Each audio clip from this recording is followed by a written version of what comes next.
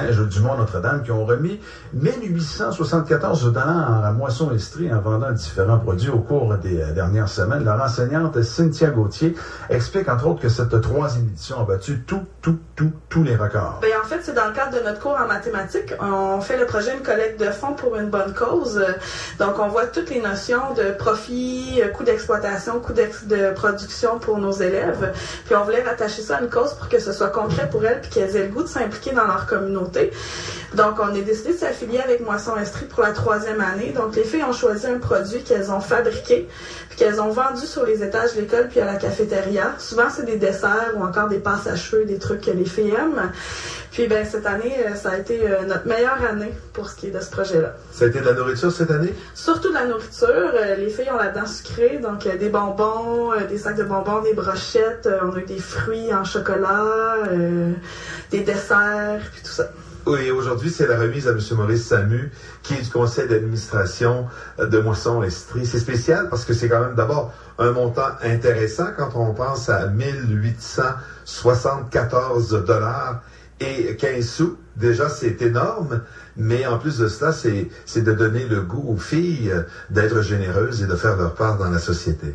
Oui, puis en fait, pour nous, c'est important aussi que les filles sachent dans quoi elles s'embarquaient. Donc, M. Samu est vraiment venu présenter l'organisme à l'école. Les filles savaient c'était quoi Moisson Estrie.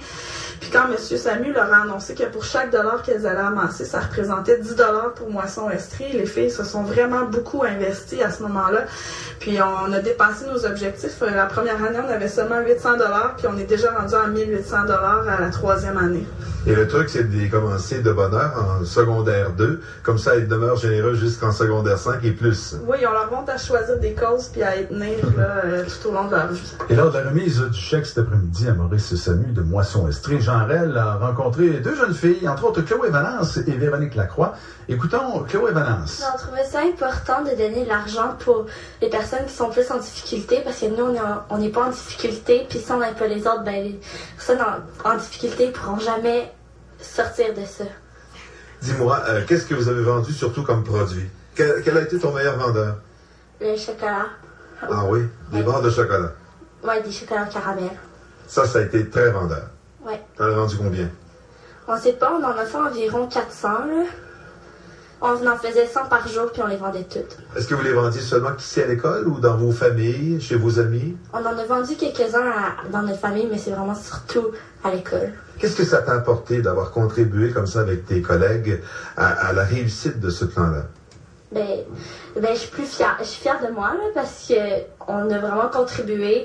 On s'est entendu, puis on n'était pas toujours d'accord sur les prix de vente, puis tout ça. Mais on s'est aidés, puis maintenant on se connaît plus, là.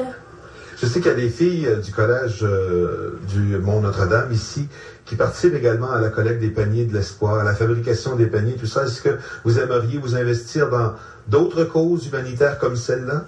Ouais, j'aimerais ça parce que c'est vraiment surprenant, là. C'est vraiment intéressant, puis on apprend plus à faire des affaires, puis on aide, puis on se sent vraiment fiers de nous à la fin, puis on est contente, puis on veut plus en plus aider. Écoutons maintenant les propos de Véronique Lacroix. Ben, on a décidé de faire des saucissons au chocolat, premièrement, puis on a décidé de prendre, on a pris quand même beaucoup de notre temps, puis là, on s'est divisé des fins de semaine, des jours où on pouvait, puis on s'est organisé pour, aussi avec l'aide de Cynthia, on avait des journées de cédulés à l'école pour vendre, on a vendu dans nos familles aussi, donc c'est ça. Est-ce que c'était la première fois que tu participais à une telle campagne?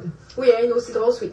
Est-ce que ça donne le goût de participer à d'autres campagnes de levée de fonds? Oui, je trouve ça encourageant, puis comme le dit Chloé, ça donne le goût de s'investir encore plus. Dis-moi, ici à l'école, comment vous étiez perçu auprès de vos collègues, de vos consoeurs? En fait, je sais pas vraiment. Là, la majorité nous ont trouvé bonnes de ramasser autant d'argent, c'est à peu près tout. Est-ce que tu as l'intention de t'investir dans d'autres causes? Oui, peut-être. Et l'an prochain, tu seras là pour acheter les produits des autres secondaires 2? Oui. Qu'est-ce que tu vas faire pendant le temps des fêtes? Je vais voir ma famille, je vais être avec ma famille.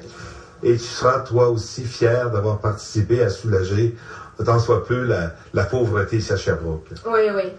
T'aimes ça ici, le collège? Oui, beaucoup. Ben, félicitations, bravo à toi et à toutes tes consoeurs pour cette magnifique campagne de levée de fonds. Merci.